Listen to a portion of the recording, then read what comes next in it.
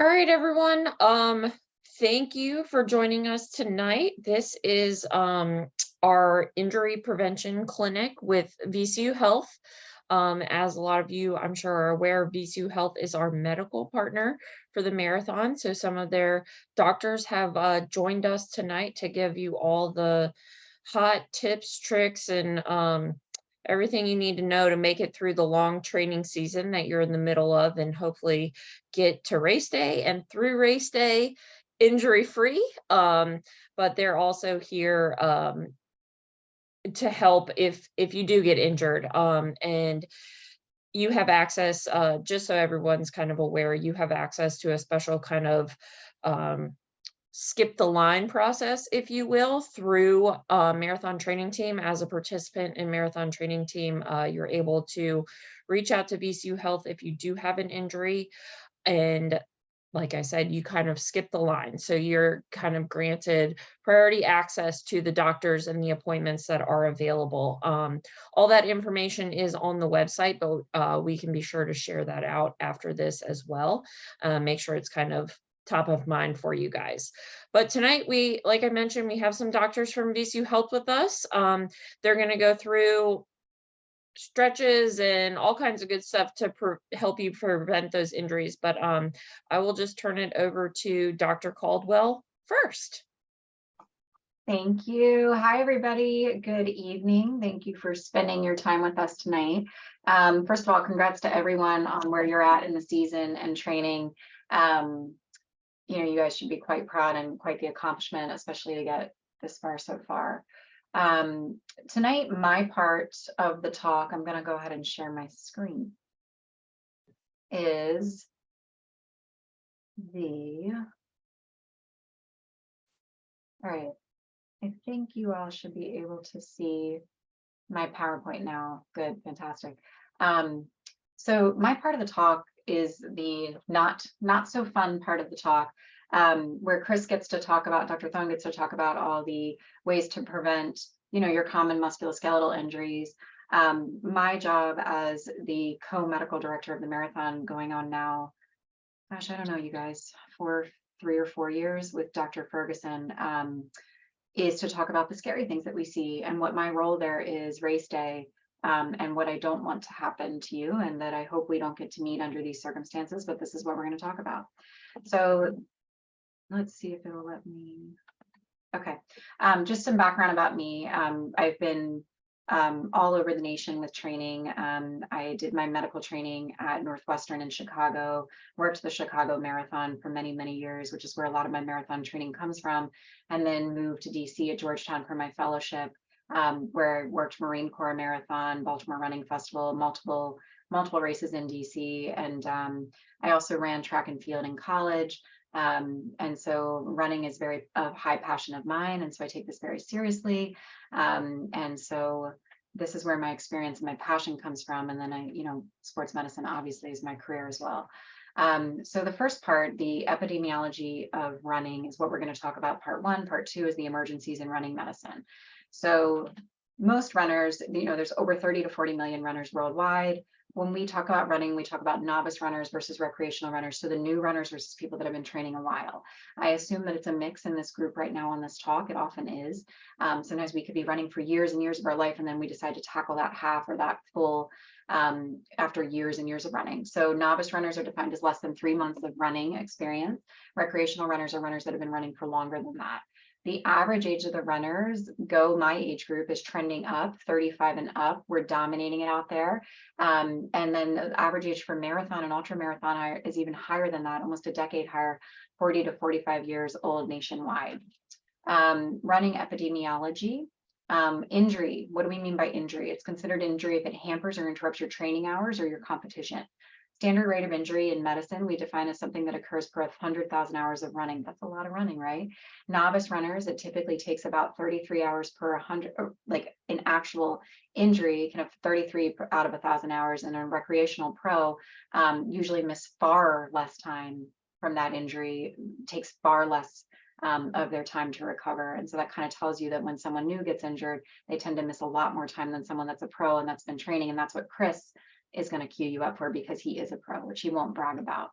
All right, so retrospective case analysis that we've done, we've looked at running injuries many, many times. In general, this was a review out of the British Journal of Sports Medicine, a very well-respected review. The most common thing that we see is knee pain. Most common thing in a runner, knee pain. Second most common thing that we see, and that's from the knee not tracking right, typically from strength deficits, which Dr. Thome will get into. And then there's other things like stress fractures or shin splints, which can be a spectrum of injuries in that shin. That's the next most common thing we see. Achilles. So you're noticing there's a trend. Things in the lower extremity tend to be the most common things we see with running.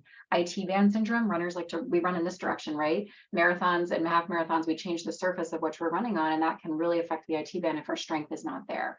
And then foot syndrome. So it's often lower extremities, and it's often very treatable and preventable with strength training. Risk factors for running comes when we hit higher mileage. So the injuries come on when you hit about 19 miles per week, or up to 40 miles per hour a week. And then that's when the injuries start to increase. So it really comes down to distance, we think. Prior running injuries in the last 12 months is a risk factor for a second injury. People just don't give it enough time to recover or push through or don't treat it. Inexperienced runners, we talked about, or a recent transition in your training, something you changed too quick, something you went out and I said, I'm not going to train with the marathon training team and I'm going to do this on my own. One of the more common things I see. Increasing your intensity too fast, or not having the right foot structure to do what you need to do. Things that we have shown over and over and over that we have do not think are an actual risk, but this is debatable in our literature. Flexibility, meaning stretching. Guess what? We have no idea if it makes a difference. It's been shown multiple times stretching doesn't. But when you ask Dr. Thone and I, we will say stretch, go for it. If it makes you feel good, do it. Shoe type, debatable. Orthotic type, debatable. Running on what type of surface, debatable. Malalignment, meaning my body's a little bit asymmetric. I hear that complaint all the time. Not a risk factor for an injury. It's one of my least favorite complaints and not the cause. Weight, not the cause. Go runners. And age, not a cause. So keep running. Not a risk that we are adamant about is your gender, whatever that may be. Running at whichever time of day. This one always makes me cringe a little bit inside when we say cross training is not a risk. Dr. Thone and I will say cross train, cross train, cross train. And it's probably what has kept both of us healthy and able to have healthy running careers. And I think most runners are aware of that, but cross training to me is very critical. And I preach that in my practice, but in another running medicine clinic, they may tell you it's not a difference because evidence has shown it doesn't make a difference. This is how mixed this evidence can be. Warming up and cooling down. There's not great evidence for this in runners, but a dynamic warm up and a dynamic cool down is what I suggest in most of my runners. Not great evidence though. So in general, my rules to prevent injury: never run with pain greater than 3 out of 10. I don't even know what 3 out of 10 pain means, so good luck defining it, but this is what we say in the literature. Run while limping. If you're limping, I think that's a better recommendation. If you're limping, please stop running, come see us. Increase mileage. If you're increasing faster than 10% a week, you're at big risk for injury. You need to cut that back. Going for a long run that's more than 30% of your weekly mileage without training up to that, that's a bad idea. Don't do that. All right, here is the part I hate talking about, but this is the part that, and the reason I am there. Every year this happens, I would say at least the hyperthermia one, and we have also had sudden cardiac arrest, and I don't want this to be any of the people on this call or any of your friends, so spread the word. These things are very preventable. The collapsed athlete can range from a variety of things. The two I'm going to talk about is heat stroke or hyperthermia and sudden cardiac arrest or a heart attack of some kind that, you know, is not good. Sudden cardiac death in runners, age 35 and less. We see this in about 1 per 280,000 runners. In marathons, so people going out there running the marathon, and this includes half marathoners, we see it in 1 per about 55,000 runners on average per race. So not as common in the lower age group. The cause in the lower age group is often something you're typically born with. So either an abnormality in the way that your heart is structured, or an abnormality in the way the arteries are structured, or you had a recent virus that caused a heart viral infection and the heart had too much strain on it when they run. And you know, that was something we saw with COVID and something we preached about and talked about and took very seriously, called myocarditis. And so Yeah, those were the common things in 35 and under. And then there's the 35 and up age group. Most commonly, it sounds shocking, but coronary artery disease. So cholesterol, things like that, that affect the how well our heart works. Depressing for those of us on the call that are age 35 and up, we are defined as a master athlete. We're old, you guys, in the definition of running. Peak athletic performance is up to 35, and then we get a gradual decline in all of our functions, organs, muscles, nerves, everything. And then we get an accelerated decline after 60, which tends to do with hormone output. Maximum aerobic capacity, how we breathe, how our body works, how our heart works, all declines after the age of 35. So sudden cardiac arrest in runners, I just want to review this one more time. 80% of those who have a sudden cardiac arrest, it's usually in the last 25% of the race. If you are feeling chest pain, if you are feeling new symptoms, stop at a tent, get help. Cardiac arrest is very real. Men 5 times more likely than women. And runners under the age of 40 are more likely to survive because it's typically something I can reverse with a defibrillator or something on site versus that heart attack, which affects the runners that are older, but totally preventable if you see a doctor and get screened for cardiac disease. So prevention of sudden cardiac death, great transition. Anybody who is over the age of 45, this depends on guidelines, but in general, most cardiologists follow this.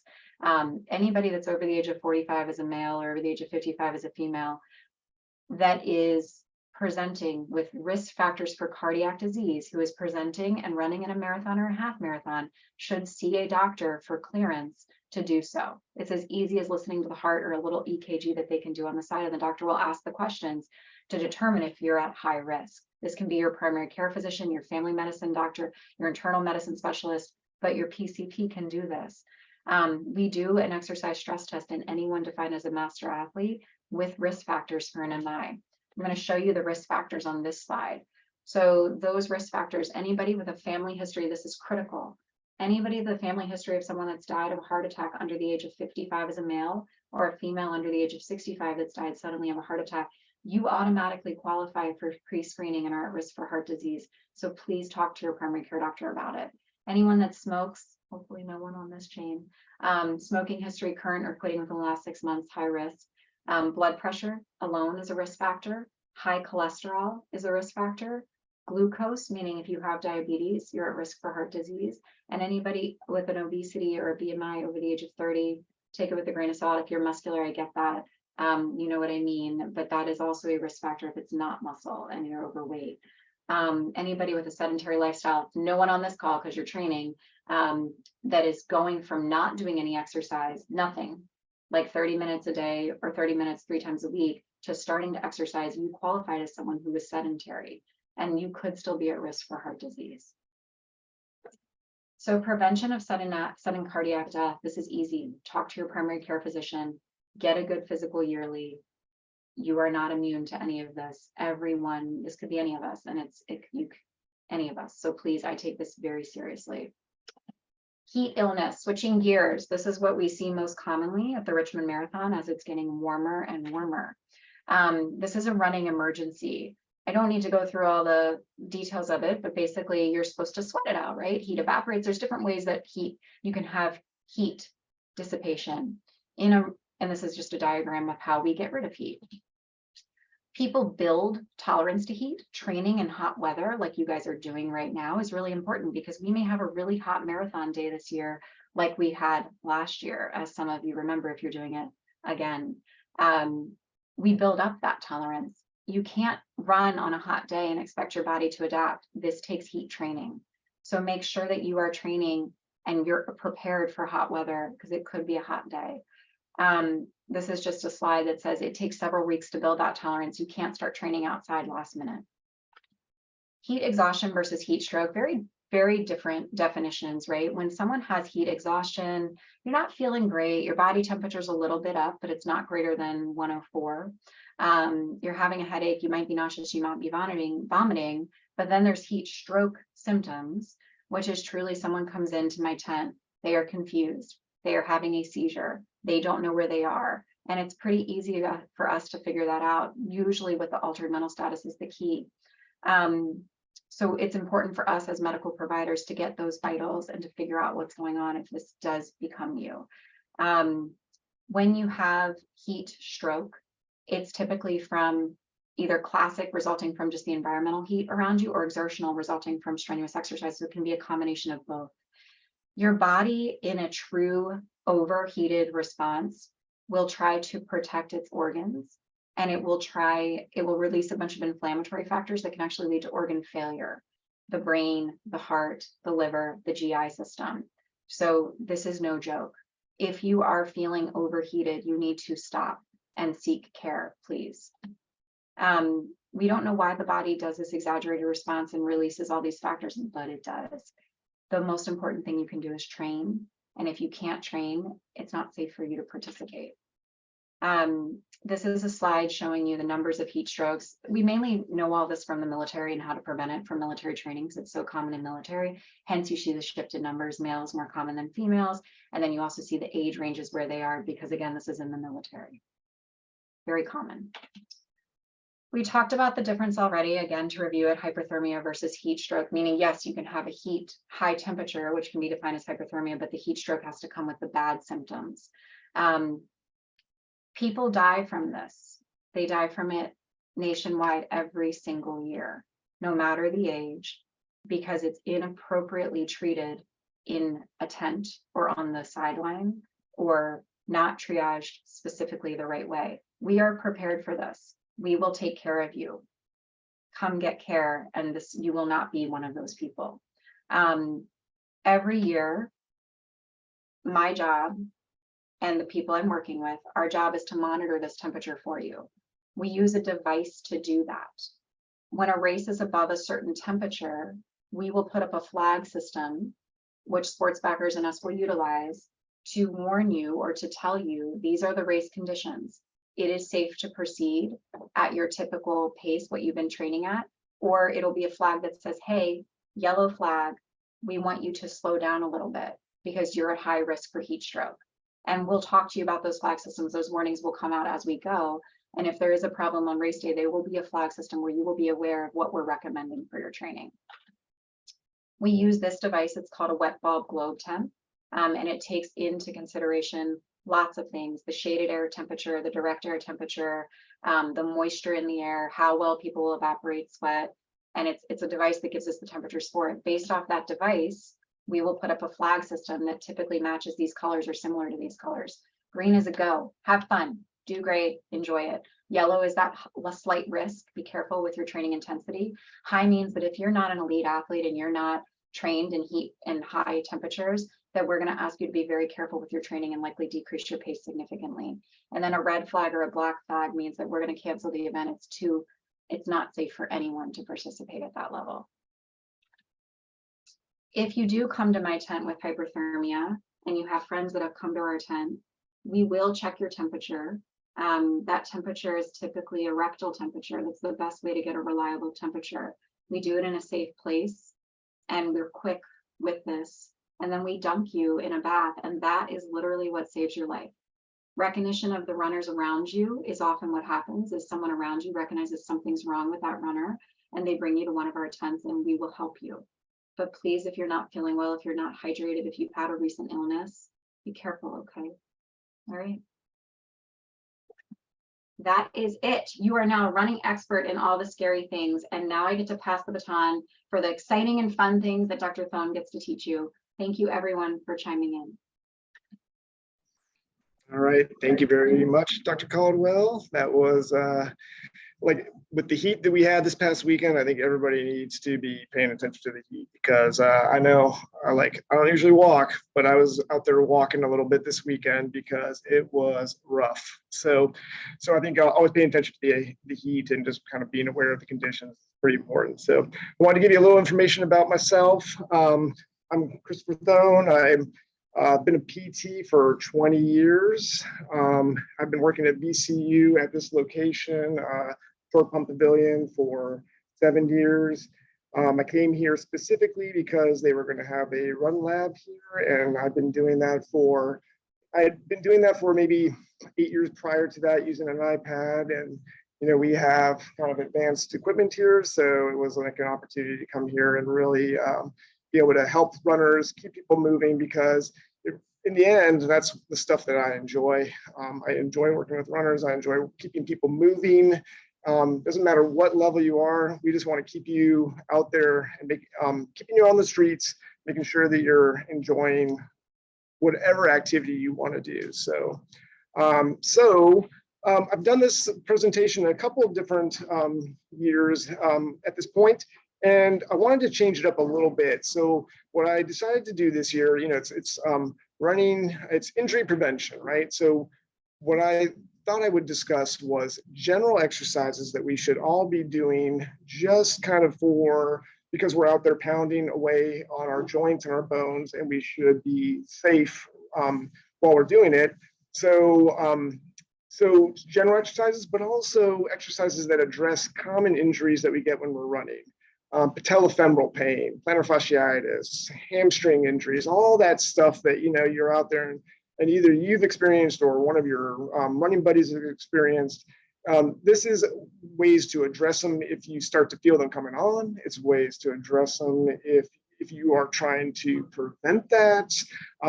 We are just going to kind of explain to you what you should be doing kind of to as maintenance all along the way here.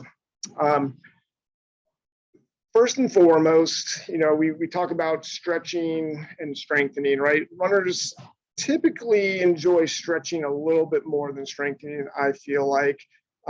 But what I always want people to know is that strength is king. You got to do your strengthening. Otherwise, something's going to break down. Stretching feels good. If you can fit that into your kind of extra time, go for it. And there is some benefit, even though we don't see it in research. I think it's a good thing to do, but you got to do your strength training 2 to 3 times a week. That's, we're not asking a lot. Twice a week when you're kind of getting more and more mileage. And as you get closer to race day, maybe you kind of whittle it down to 1 time a week, but you got to be consistent with that throughout your training cycle. So the other piece of the strengthening is, a lot of runners, what we typically like to do is body weight, right? We're like, oh, we're out on our feet, we're using our body weight all along the way. Body weight's not adequate. We have got to load our system. So I want you to put an external load on somehow, whether it be a kettlebell at home, whether it be a bucket with water in it, doesn't matter what it is. If you have access to a gym, go to the gym and, kind of move some weight around, because it is important for joints and for bones, both. Basically, your body loses interest in the pounding after about 20 repetitions when you're running, right?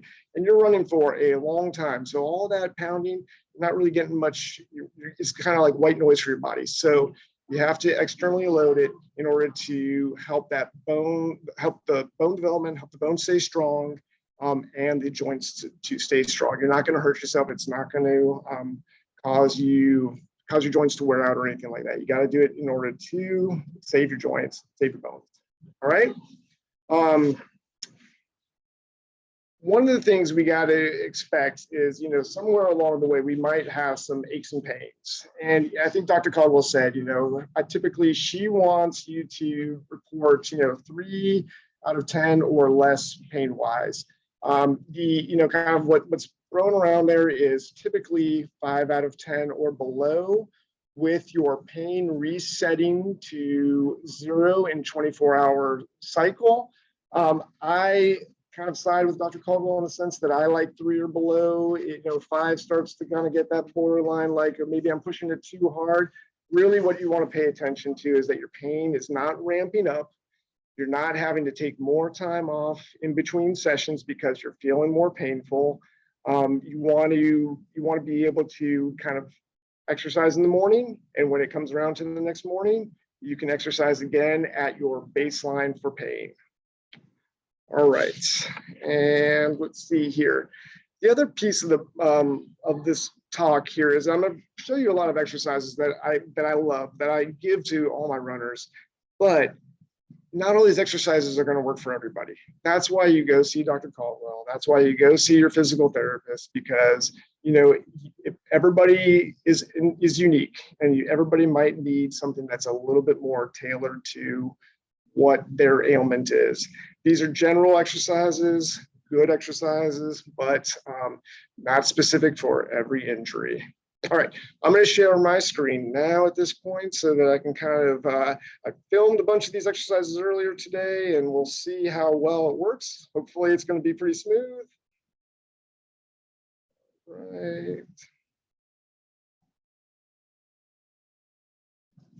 Okay.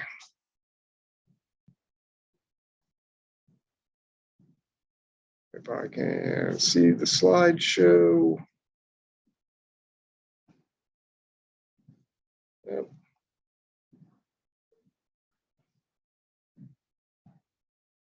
Oh, there we go.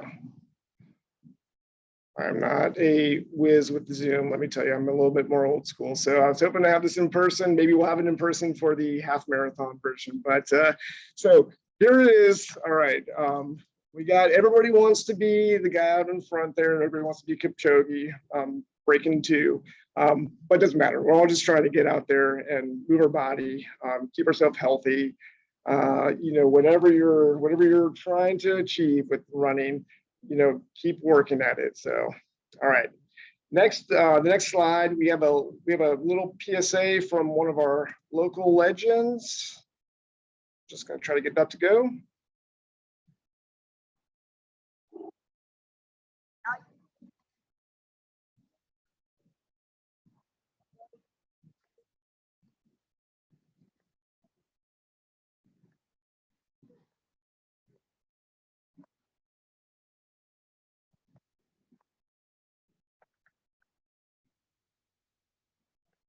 I'm not able to hear that, Chris. I'm not sure if others are.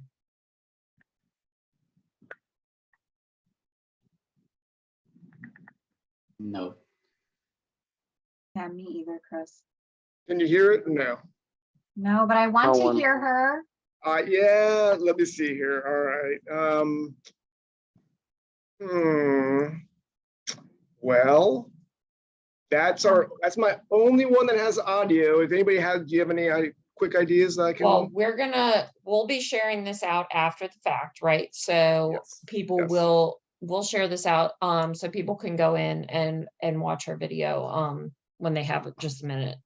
All right. Well, sounds good. I would assume that it would have played through it, but it doesn't. So luckily, all the videos that I filmed today do not have any audio, so it doesn't matter. So, all right. Did you select to share audio? It looks like somebody put it in the chat. Then when you share your screen, you also select to share audio.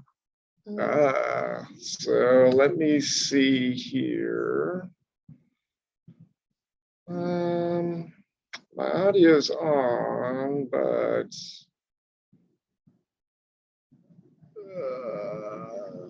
You might Chris, have to, try to stop sharing and Okay. then reshare it and then give that option.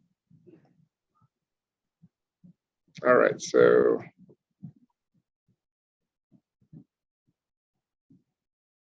I mean, everybody really wants to hear Kira, apparently. I know.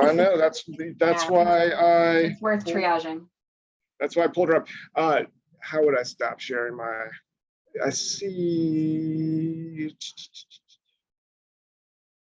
Well, oh, there we go. I got you. Never mind. Here, let me try one more time here. All right, and if it works, it works. If it doesn't, it will be on the website after the fact. All right.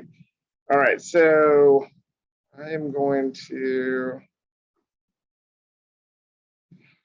Okay, I'm going to share screen.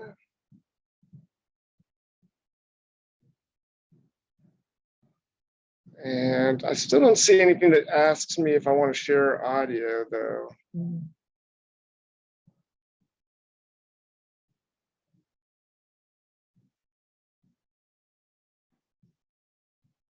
Share sound at the bottom. Okay, I'm going to give it a whirl and see. Volume's up, but we'll find out. You give me a thumbs up or thumbs down, and I'll stop it if it's not working.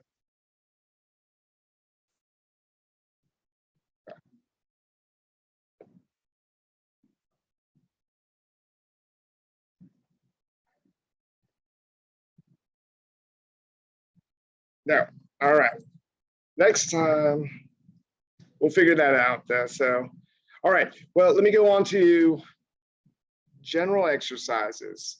All right. So these are the exercises that I feel like everybody should be doing two times a week, right? So you're loading your system. You're going to help your bones. You're going to help your muscles here. And it's just going to make some of those longer runs a little bit easier, right? So we have weighted squats. The example I have obviously is with a barbell back squat. You can do a front squat. You can do a kettlebell in the front. You could do a like Home Depot bucket if you don't go to the gym. Doesn't matter what you have. You just want to try to, ideally load from top down for kind of an axial loading system right there. Next one is a deadlift where you're going to be doing more like what we do kind of naturally in life. We pick something up off the ground, right? So we're going to try to do a lift from the ground level. This is good for your back, good for leg muscles and whatnot as well.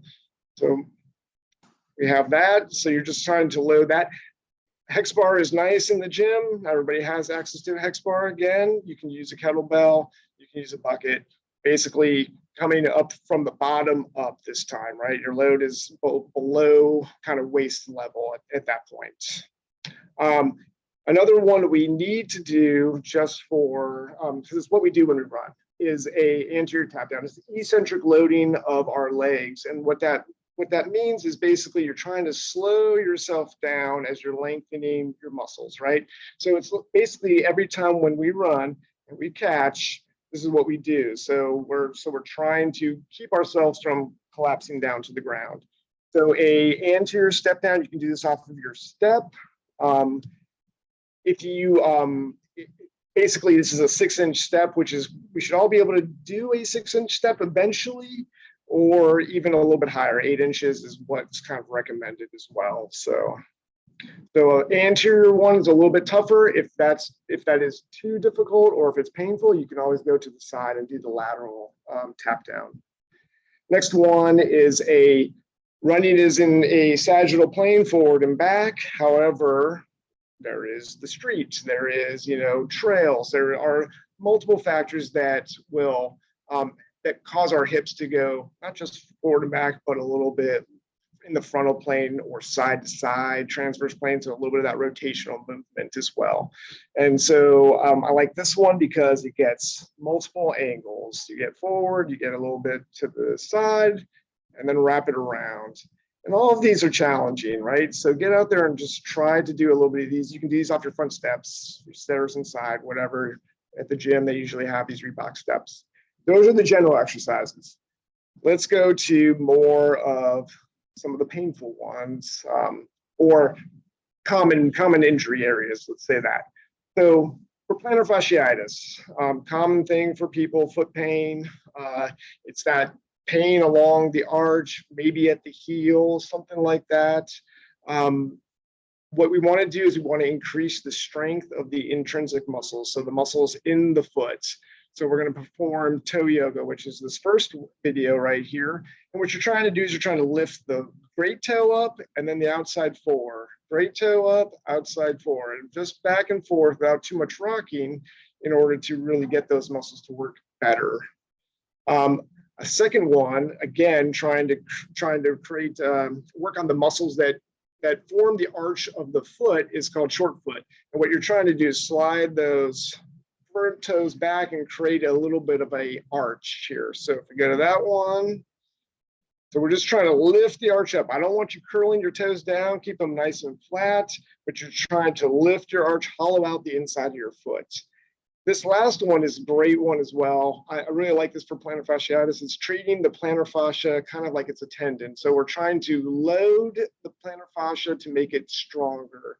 And there's a good research paper on this one. The device is called the fasciitis fighter, but what you're trying to do is get great toe extension. So you can use a yoga mat, you can use a towel with a with a marker through it, something that gets the great toe to extend up, and then you're going to do a heel raise. So I have that great toe extension, and then I'm going to come up on my toes. You want to go up slow and down slow, up slow and down slow. 3 sets of 8 every other day, something like that. All right, so moving on to patellofemoral pain, anterior knee pain. This common one, you get that kind of that pain right at that kneecap, kind of right in the front of the knee here. Usually requires strengthening for muscles surrounding, either surrounding the knee or hip muscles. So what we're going to try to do here is step up. 6 inches is a good size, but 12 if you can get that and do a real nice hip drive. We're going to get glute max to activate, which we want to use the big muscles. Typically, if we're getting some of that anterior knee pain or some of that patellofemoral pain, we may be a little bit quad dominant. So we're going to try to get some of the other muscles to start to fire. So we get this right here, we get that in the opposite leg firing up because you get a little single leg balance at the same time. You can always weight it. You can hold a kettlebell in your hand or something like that, just to add a little bit more load to that exercise. I'm going to show the anterior tap down. Now, the one thing I want to say on this one is, look, this is a great exercise for patellofemoral anterior knee pain, but can be painful. So start with those shallow steps. So 4 inches, something like that. You can use we used to tell people to use a phone book. There are no more phone books, but textbook, something like that. And you're going to try to just kind of build up to a regular size step for this. All right, so we've seen this one already, anterior kind of tapping down, or the easier version, which is the lateral tapping down. Start there if you need to. We want it to be pain-free, right? So, and if you have no pain, great exercise to start building up those muscles. All right, and then finally, I look at it, nobody likes the side plank. I think they're great. They work the hips. They're going to protect our knees if we really get the hips and the core stronger. So it's another great one for anterior knee pain. Right there. Doing a little bit of hip abduction with it. All right. Okay. So per thing we're trying to prevent, just to keep it really concise, rather, like you can go down the rabbit hole. You can add in a lot of these exercises to your program because they would give you a good general base for exercising. Hamstrings. A lot of people have the hamstring strained, especially when we start to go do more hill work or we decide to do track work, right? That's when we start to get maybe some of these hamstrings to pull and get sore. So this would be great exercises to do in advance because it's much easier to find things to work on the quads at the gym. You got to really focus on the hamstrings though a little bit more. They're not quite as strong as the quad muscle in general. So single leg bridge, great to kind of fire up here. You get your hamstrings to work. You get your glute to work at the same time. All right, the next one up from that one would be bridging on the stool and marching. So you lift your bottom up again and hike that knee in towards your chest. Those hamstrings are going to have to fire. You'll feel it. You'll like it if you get a chance to do that one. That stool is 12 inches, so I have a little bit more of a knee bend. If you have a lower stool or if you're doing it off your front step, you might have to have a straighter leg just to get that same activation of the hamstring. And then finally in this category, we got the hamstring sliders. You can do this on your hardwood floors. What you're going to do is you're just going to bridge your bottom up and then you're going to slowly slide those heels out. Two legs together is going to be a little bit easier. Single leg is going to be much tougher. Slowly lengthen, good, and then back in. Slowly lengthen, good.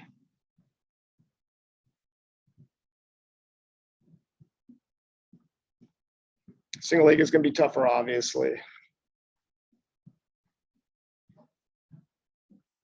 Okay, all right. So next category here, we have glute med. It's a little bit more specific, but it's kind of that lateral kind of glute pain that stretches to the lateral hip. Often people will feel like they got like a hip bursitis type thing, almost almost no hip bursitis exists without glute med tendinopathy, glute med insufficiency. So typically, if you got some of that lateral hip pain, you're having trouble laying on that side, it is usually related to some of this weakness at this muscle right here. And it's a big one for keeping our pelvis level while we are running. So, so what we're going to try for, if you have some of that pain already going on, a hip abduction with a long hold. And this long hold is going to be about 30 seconds. You're going to do 5 reps. You're going to feel 30, it's not going to feel that bad on the first one. By number 5, your hip's going to be burning. So it's simple exercise. You just bring it up there mid-range. You don't want to go to the extreme. You don't want to, and you just want to kind of get it into that mid-range and then hold 30 seconds. Use a timer. Otherwise, you'll be bailing out of this exercise early. Good. All right. Classic one that everybody's done somewhere along the line is lateral band walk. I think it's a great exercise. You want your band not at your knees, but you want it down at your ankles to really fire the hips up. They even talk about having it at your toes, right? So if you can get the band around the toes and it doesn't kind of want to come off the whole time, that's a good way to really get that lateral hip to fire. All right. And then back to that side plank with hip abduction here, because you are going to get the bottom hip firing to stabilize your pelvis. You are going to get the top hip contracting to bring that leg up. You are going to get your core working. Like if you haven't tried the side plank with hip abduction, try it. If it's too tough, and it can be pretty tough, bend the bottom knee, bend the bottom leg, and go from your knee. You're still going to work the bottom support hip. You're also going to work that top hip. So it's a great exercise. All right. So moving on to, I included like hip pain, right? So it's not always that side pain, but sometimes it's, anterior hip pain, a little bit like that posterior hip pain. This can be related to a lot of factors. It can be related to your pelvis, your sacrum. It can be even a little bit of like back pain. We're still going to work on trying to improve hip strength in general. And the reason we have multiple categories for hip pain is that the hips are often, when we do 3D run analysis here at Short Pump Pavilion, a lot of people are insufficient with their hip strength. So it's a big one. That's why the squats, the deadlifts are so important. And then these ones are a little bit more specific for those hip areas. So lateral band walk again, another one just to kind of fire those hips up.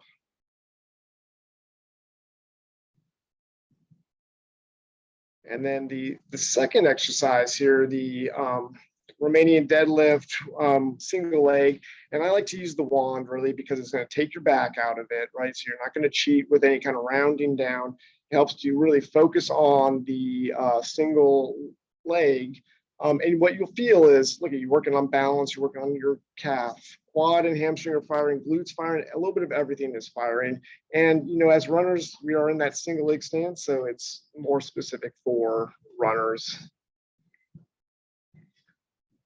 I like a lot of single leg exercises in general because, that's what you do as a runner. You're in single leg stance. And if you have a stronger leg versus a weaker leg or a painful leg versus a non-painful leg, you are going to compensate with that non-painful leg. So, so we want to make sure that we are working both sides there. Oop, feed freezing. All right, last one on this string here. We've got that step up with the hip drive, glute max. I think, like I said before, good exercise to fire those muscles up there.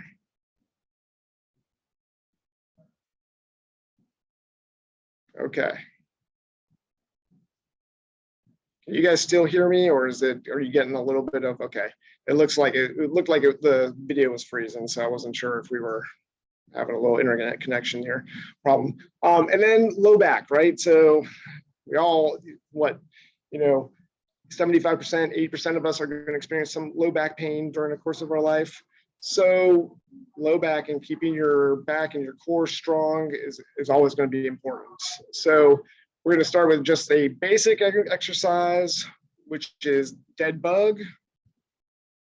What you're trying to do here is maintain good core stability here, but also get that diagonal pattern, which we get as runners as well.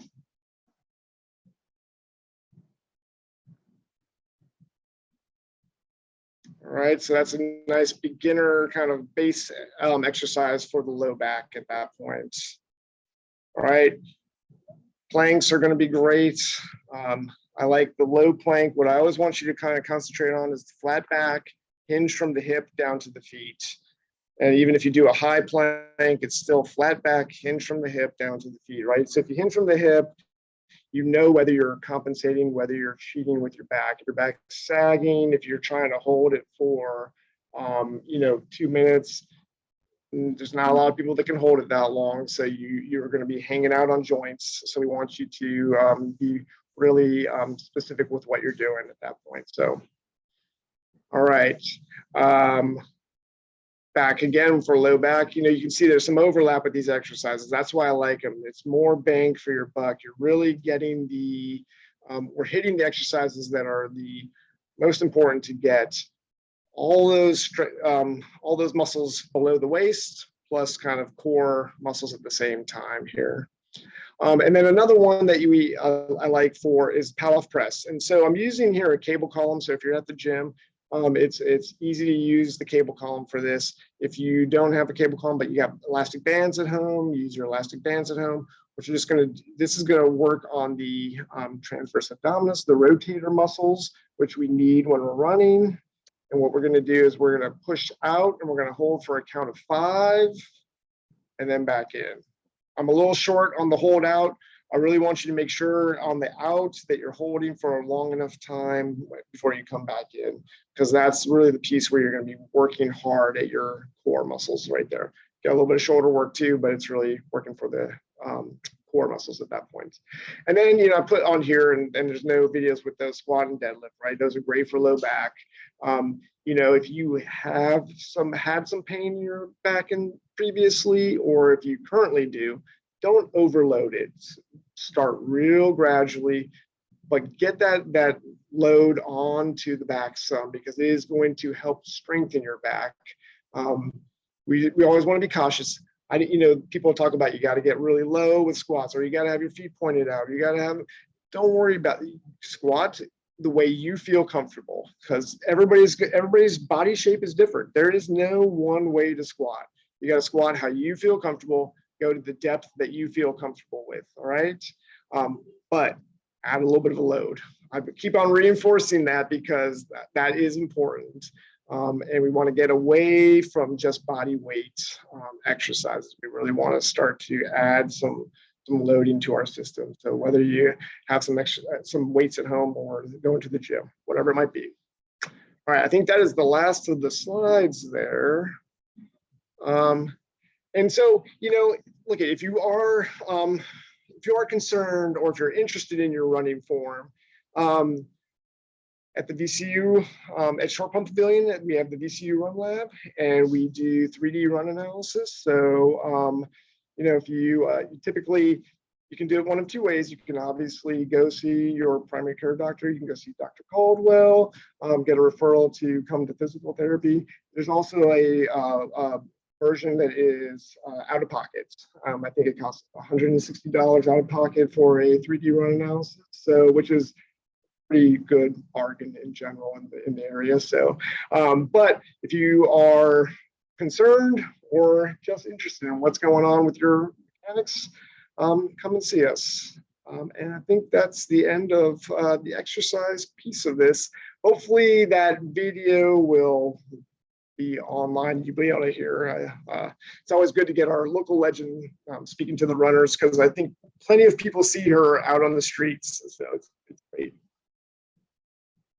If people have questions for either of our presenters, feel free to just unmute yourself and ask, or you can pop something in the chat real quick. Somebody did ask, Chris, are there exercises for ITB? Oh, unmute.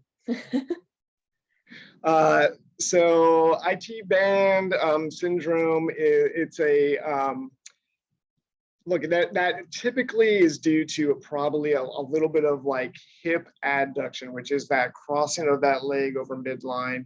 The IT band in and of itself is not usually the driver of all of our hip and knee pain. It's maybe a more of a factor after some things have happened. What I would say is you can foam roll it, you can mobilize it with your Theragun, go for it. But a lot of it is trying to work on that lateral hip strength. That's going to be the biggest thing, because that's going to keep your knee from collapsing in, which is going to cause stress and strain on the IT band, because that's where we're getting it from. So you want to try to keep that knee a little bit more, as you're doing some of these single leg exercises, a little bit more in line with your hip, as opposed to letting it collapse immediately.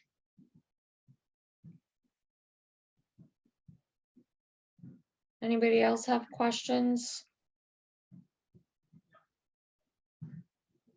I did pop in the chat the link from the marathon training team site where there's instructions to get an appointment through VCU Health.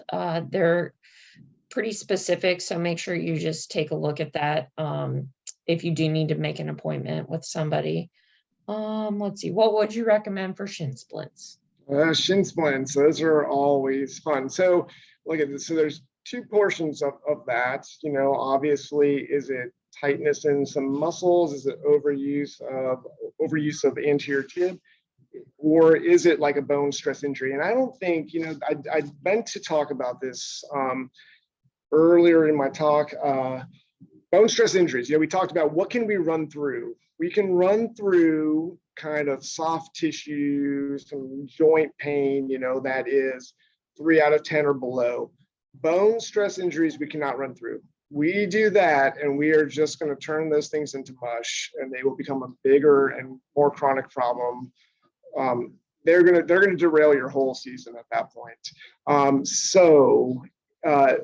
That is one spot where, you know, we might try a few things for a short bit, but if that pain is usually ramping up and pretty intense, you want to get in and see Dr. Caldwell pretty early to address that, because it's the difference between being on the sideline for maybe 4 to 6 weeks versus being on the sideline for 12 weeks and booted up for all that time frame. But shin splints, you know, if often people have a lot of tightness in their calf, so I would say stretch your calf. A little bit of anterior tib tightness as well, you know, doing a little bit of some soft tissue to the anterior tib, kind of trying to loosen that up. Those are the two spots that typically give us some of that kind of shin splint type of pain. The other piece of it also can be, you know, just a heavy, hard landing gait that just causes a little bit more stress and strain up the tibia. Let me pass it over to Dr. Caldwell if she has anything else to add to that.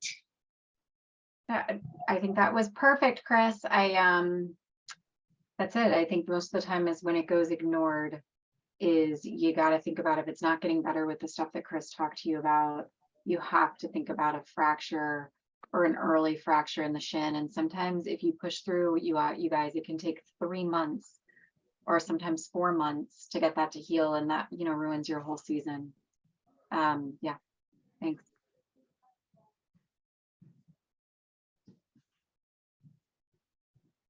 All right. Well, thank you all for being here this evening and joining us. Thank you, Dr. Caldwell.